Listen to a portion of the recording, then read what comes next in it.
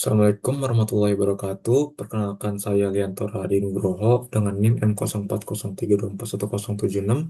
Di sini saya akan mempresentasikan hasil laporan akhir proyek DBP yaitu Project UX Design Thinking. Jadi aplikasi yang saya analisis itu adalah G2G atau Gamer to Gamer.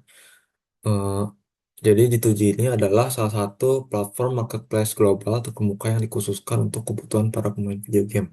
Di aplikasi ini, pembeli dan penjual dapat bertransaksi berbagai hal yang berkaitan dengan dunia game, mulai dari akun, item, hingga jasa posting.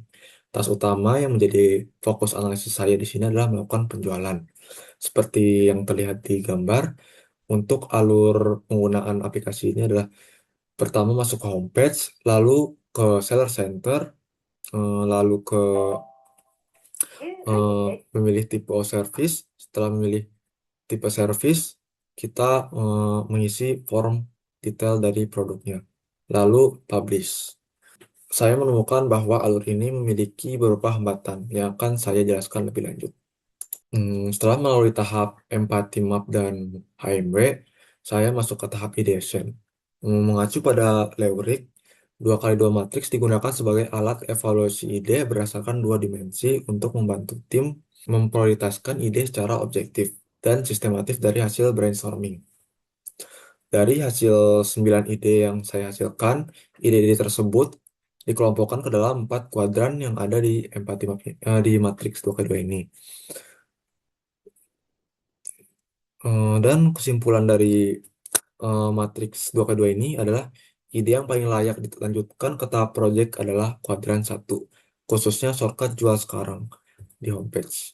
Karena langsung menjawab HMW yang terpilih, effort rendah, dan dampaknya langsung dirasakan oleh user sebagai seller pengalaman yang butuh kecepatan. Sebelum mengisi matriks, saya terlebih dahulu mengidentifikasi design opportunity. Jadi, peluang utama yang saya temukan terletak pada dua hal. Pertama, akses fitur jual yang tersembunyi, dan yang kedua, alur listing akun game yang terlalu panjang. Mengapa ini menjadi peluang? Karena memindahkan akses fitur jual ke homepage dan menyederhanakan label alur seller center akan meningkatkan kecepatan dan kenyamanan seller berpengalaman dalam melakukan penjualan. Dalam proses ideasi, saya menggunakan metode brainstorming session berbasis HMW. Dan jumlah ide yang teridentifikasi sebanyak 9 ide pengembangan fitur. Untuk evaluasi ide dilakukan melalui dua kali matriks tadi ke dalam 4 kategori utama yaitu quick win, major project, built-in, dan dead prioritas. Dari seluruh ide yang ada, saya mempersempit menjadi 3 alternatif solusi utama yang saya ambil dari matriks 2x2 tadi, dari kuadran 1 dan kuadran 2. Untuk alternatif 1 yaitu shortcut jual akun di homepage. Eh, Memiliki kelebihan akses jual langsung terlihat, alur lebih singkat. Namun kekurangannya homepage berisiko terasa lebih padat. Untuk alternatif kedua yaitu reliable seller center.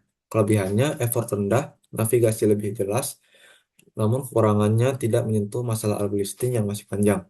Untuk alternatif ketiga, redesign alur listing end-to-end.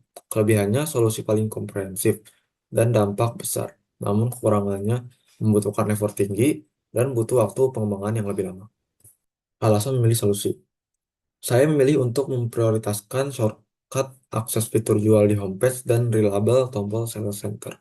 Karena insight utama menunjukkan hambatan user bukan dari kemampuannya, melainkan dari alur navigasi dan letak fitur yang tidak sesuai ekspektasi.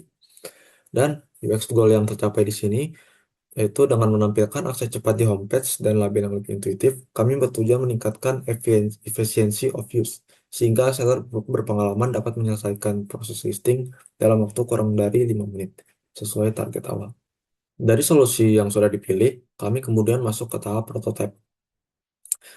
Kami mulai dengan membuat Plovi prototype untuk memetakan alur secara keseluruhan sebelum masuk ke desain yang detail.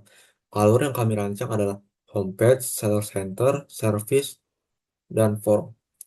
Lofi prototype ini berfungsi sebagai kerangka awal yang memudahkan kami mengidentifikasi potensi masalah sebelum masuk ke tahap-tahap selanjutnya.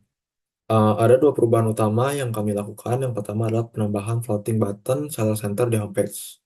Secara teori, posisi tombol di bagian bawah layar sudah tepat karena berada di time zone. Jadi tampilan itu ada area yang paling mudah dijangkau dari pengguna mobile, sesuai dengan fitur Law. Selain itu, kombinasi icon plus label teks Style Center membuat fungsi tombol langsung terbaca tanpa ambiguitas. Ini mengacu pada prinsip avoidance dari Don Norman. Dan tombol ini memprioritaskan fitur jual di permukaan homepage tanpa mengubah struktur keseluruhan aplikasi, sesuai prinsip progressive disclosure dari Nielsen Norman Group. Perubahan kedua adalah penghapusan satu halaman dari alur. Jadi kami menemukan pengguna diminta memilih tipe servis yang diinginkan, namun di halaman berikutnya diminta memilih ulang hal yang sama dengan tampilan yang berbeda. Penghapusan ini dilakukan untuk menyederhanakan alur dan mengurangi kebingungan pengguna. Untuk desain sistem yang digunakan tetap mengikuti panduan visual aplikasi yang sudah ada, mencangkup icon, tipografi, warna, widget, dan komponen UI. Tidak dilakukan perubahan gaya karena aplikasi ini sudah memiliki identitas visual yang kuat, minimalis, dan tetap informatif. Setelah membuat Lofi, kami mengembangkan Hi-Fi prototype yang sudah menggunakan desain sistem G2G secara penuh. Eh, Seperti yang terlihat di layar, ada 4 halaman utama, itu laman homepage dengan floating button, seller center, lalu laman seller center yang menampilkan menu-menu utama, lalu di laman pilih service yang sudah disederhanakan, dan laman from produk untuk mengisi detail-detail dari produk. Untuk tahap testing, jadi tujuan utama dari testing ini untuk memvalidasi apakah perbaikan UX yang telah dilakukan dapat membantu user untuk melakukan tasnya dengan lebih mudah, cepat, dan tanpa hambatan dibanding versi sebelumnya. Untuk metode yang kami gunakan yaitu task-based usability testing secara asinkronus menggunakan platform Mesh. Di sini kami melibatkan 7 partisipan dengan profil mahasiswa atau gamer yang sudah tahu cara menggunakan platform jual beli digital. Untuk target metrik yang kami tetapkan yaitu sukses rate di atas 80%, satisfaction di atas 3/5, dan average time spend di bawah 300 second atau 5 menit. Berikut hasil dari Mazi testing. Dari sini terdapat teman positif di mana seluruh peserta berhasil menyelesaikan tas tanpa kegagalan. Rata-rata waktu pengerjaan juga tercatat di bawah 300 detik, memenuhi batas waktu yang telah ditentukan sejak awal pengujian. Selain metrik performa, kami juga mengukur kepuasan pengguna melalui 3 pertanyaan opinion scale. Untuk pertanyaan pertama, di sini seberapa mudah Anda menemukan fitur untuk menjual akun? Didapat rata-rata 3/4 dari 5, menunjukkan sebagian besar peserta merasa cukup mudah, meskipun ada yang masih membutuhkan effort yang lebih.